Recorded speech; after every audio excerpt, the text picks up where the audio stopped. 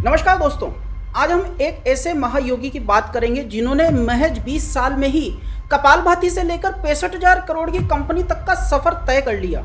जी हां, हम बात कर रहे हैं योग गुरु बाबा रामदेव की।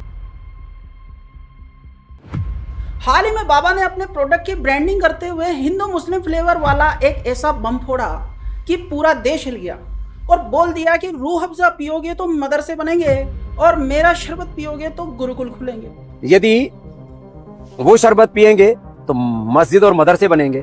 और पतंजलि का गुलाब का शरबत पीते हैं आप, ये शरबत पिएंगे आप तो गुरुकुल बनेंगे, आचार्य कुलम बनेगा, पतंजलि विश्वविद्यालय, भारतीय शिक्षा बोर्ड आगे बढ़ेगा। तो आज इस वीडियो में हम बताएंगे कि कैसे बाबा ने स्वदेशी आयुर्वेद और अब हिंदू मुस्लिम कार्ड खेलकर पतंजलि को एक बहुराष्ट्रीय कंपनी बना दिया। हमेशा विवादों में घिरे रहने वाले बाबा रामदेव ने इस बार सारी हदें पार कर दी और अपने प्रोडक्ट को बेचते बेचते जमीर के लेवल में इतना नीचे चले गए कि बाबा ने कहा कि मेरे प्रोडक्ट को काम में लोगे तो गुरुकुल मंदिर बनेंगे और रूह अफ़ज़ा को काम में लोगे तो मस्जिद मदरसे बनेंगे।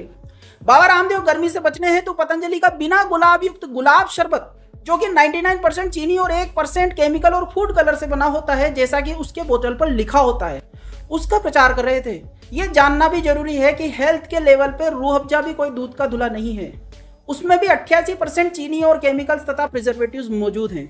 पर पतंजलि का शरबत एक तरह से पतंजलि का फ्लॉप प्रोडक्ट है जिसकी मार्केट में कोई खास डिमांड नहीं है, तो शायद उसी की खींच आ गई होगी बाबा को। ये बड़ी अच्छी बात कही आप। और चूंकि इस सेगमेंट में कोई विदेशी कंपनी तो है नहीं, तो उनको लगा होगा कि भाई यूनिलीवर या प्रॉक्टर एंड गैम्बल वगैरह होती तो स्वदेशी का राग अलाप कर अपने अन्य प्रोडक्ट की तरह इसको भी बेच देते। पर ये क्या, यहाँ तो पाला देशी कंपनी हमदर्द से पड़ गया, तो अब यहाँ स्वदेशी की बीन तो बज नहीं पाएगी। तो फिर उन्होंने वो अस्त्र निकाला जिसका उपयोग करते करते एक पार्टी पिछले 10 साल से सत्ता में है और उन्होंने पतंजलि के शरबत को हिंदू और रूह अफ़ज़ा को मुस्लिम करार दे दिया।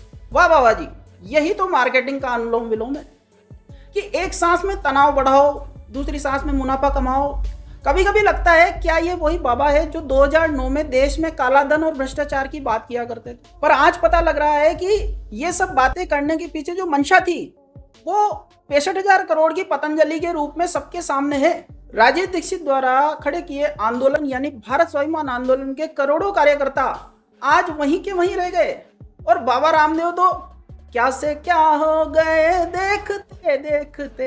दोस्तों, हम यहाँ ये बताना चाहते हैं कि किसी व्यक्ति द्वारा कंपनी बनाना कोई बुरी बात नहीं है, पर लोगों की भावनाओं को भड़काकर एक घटिया प्रोडक्ट को बेचना कहाँ तक जायज है, आप खुद सोचिए। एक समय था जब बाबा रामदेव दूसरी कंपनियों के प्रोडक्ट में केमिकल होने की बात करते थे।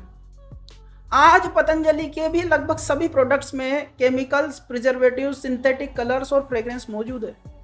जिस पाम ऑयल का ये शुरू में विरोध करते थे, आज इनके सभी बिस्किट, नमकीन इत्यादि पाम ऑयल से बन रहे हैं। क्या कहोगे आप इसके बारे में? ये विदेशी पहनावे जैसे कि जींस वगैरह का विरोध करते थे और आज खुद के स्टोर पे जींस बेच रहे हैं।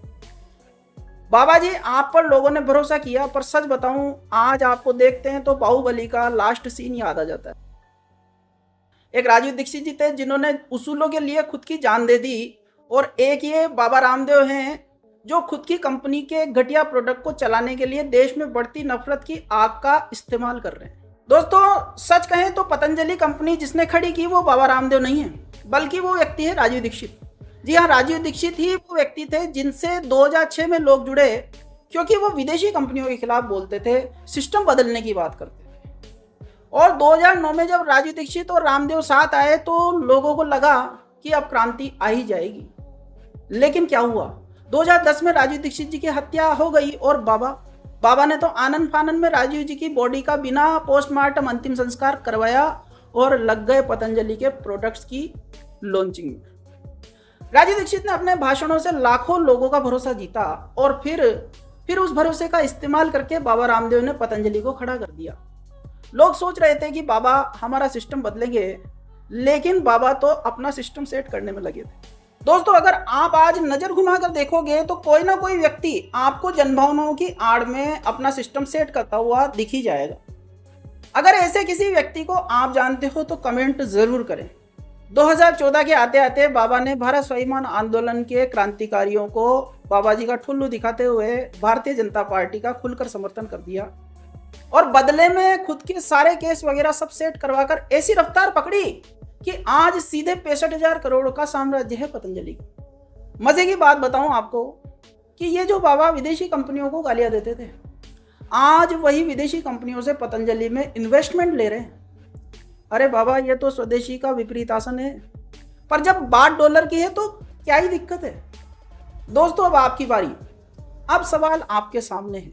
इस एक्सप्लेनेशन के बाद आप बाबा रामदेव के बारे में क्या सोचते हैं? कमेंट करके जरूर बताएं। और आपको ये वीडियो इन्फॉर्मेटिव लगा हो तो लाइक जरूर करें और अपने दोस्तों के साथ में शेयर करें। साथ ही इसी तरह की अन्य वीडियोस को देखने के लिए आपके अपने रियल फैक्ट एनालिसिस चैनल को सब्सक्राइब जरूर। तो मिलते हैं अगले वीडियो में, तब तक के लिए जय हिंद।